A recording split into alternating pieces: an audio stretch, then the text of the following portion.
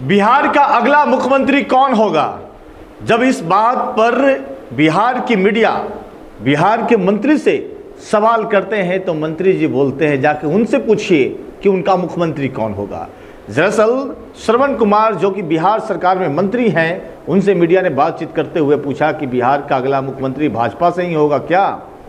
तो उन्होंने बोला कि जाइए पूछिए कि भाजपा का कौन है वो व्यक्ति, क्या पता है और कौन हो सकता है, और सारी बातें की जानकारी दी। उन्होंने कहा कि देखिए जो भी होगा वो बड़े स्तर पर तय होगा कि बिहार का अगला मुख्यमंत्री कौन होगा, जेडीयू खेमे से होगा या बीजेपी खेमे से होगा। आखिर क्या कुछ बोल रहे हैं श्रवण कुमार जो बिहार सरकार के मंत्री हैं, बहुत सारी बात उन्होंने करी है, साथ साथ राज्यसभा पर भी उन्होंने बात कही है। पूरी बात आपको सुनवाते हैं।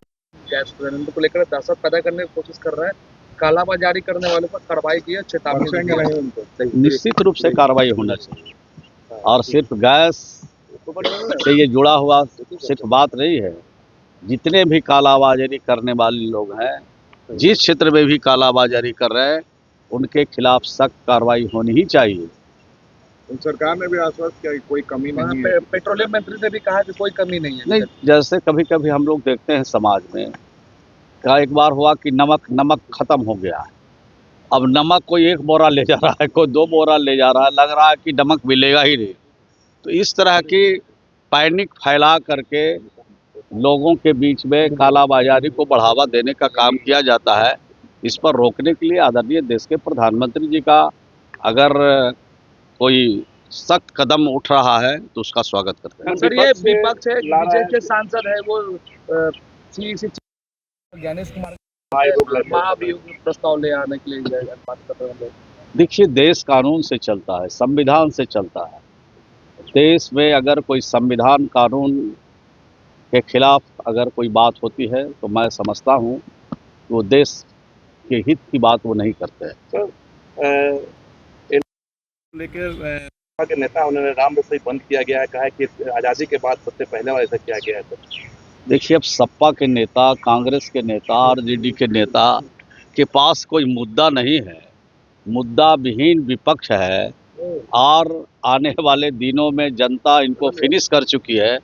तो कुछ तो टीआरपी बढ़ाने के लिए तरह तरह की बात बोलते रहते हैं। आप बोलेंगे तभी ना उनके तरफ कोई ताकेगा, झांकेगा। अब झांकने और ताकने के लिए कुछ बोलते हैं तो उस पर बहुत हम लोग बहुत गंभीरता से उसको नहीं लेते। सर, राहुल गांधी एक सांसद है, बोलने के बारे आता है तो वो बोलना जिस विषय पर बोलना वो बोलते नहीं है, तो किसी और विषय पर बोलने चल जाते हैं, अंतर हो जाता है। उनके कांग्रेस के नेताओं से लीजिए खबर लीजिए कि भाई जिस विषय पर बोलना है नहीं बोलते, सदन में बोलना है तो बोलते नहीं है, बाहर में आप लोग जो बंद कर दीजिए, ये टेलीविज़न ये भोपू बंद कर दीजिए, तो बाहर भी कोई एगो नहीं बोलेगा। भीतर तो खैर बोलना ही मुश्किल है।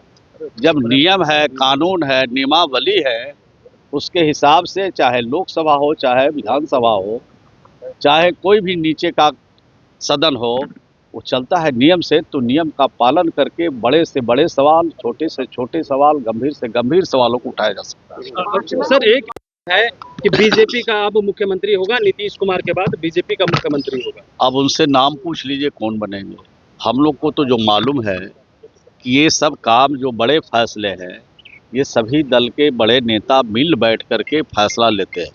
अब उनकी जानकारी में बहुत ज़्यादा जानकारी में होगी बात, तो उनसे पूछ लेने में हर्जा क्या है, पटने में ही होंगे।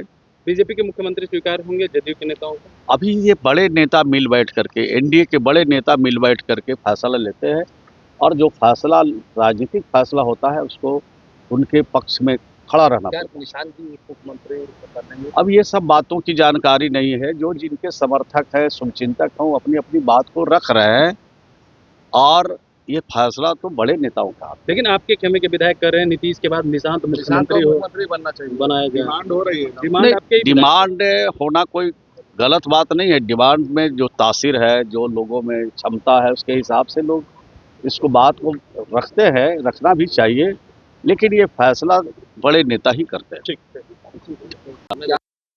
हुआ क्यों?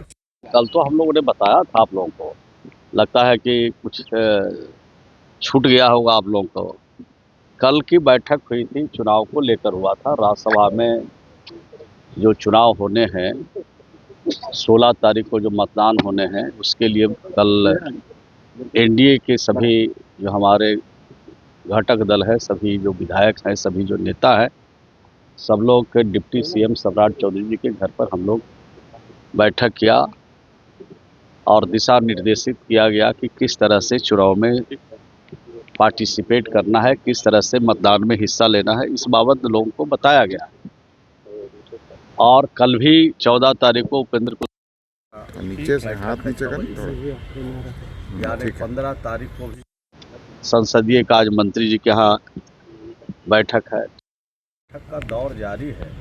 जब तक 16 तारीख का मतदान नहीं हो जाता है, जब तक रिजल्ट नहीं हो जाता है, तब तक शहर में विधायकों के बीच में, पार्टियों के बीच में गहमा-गहमी रहेगा ही। वोट कहाँ से लगेगा? कैंडिडेट कौन होगा?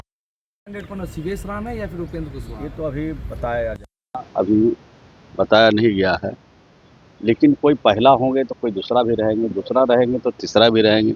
उसकी चिंता आप लोग क्या करना, कैंडिडेट है, कैंडिडेट रहेंगे और एनडीए 5 सीट जीतेगी। चिंता यह है कि आप वोट कहाँ से लगेगा? 3 से 4 तीन आप लोग का सीट है। पत्रकार लोग वोट, पत्रकार जो लोग हैं वो चिंता कीजिए रिजल्ट का, कि कहना रिजल्ट होगा। आप लोग तो और रिजल्ट जब होगा तो एनडीए के पक्ष में होगा। आप लोग तो दावा कर रहे हैं ना कि पांचों उम्मीदवार जीते। तो आप लोग का दावा है ना कि 12 विधायक महागठबंधन के हमारे संपर्क में। नहीं, हम ये दावा नहीं कर सकते हैं, जो लोग कर रहे हैं। इतनी बात मैं कह सकता हूँ, विपक्ष दावा कर रहा है, वो उनका दावा खोखला है, उनके पास कोई दम नहीं है।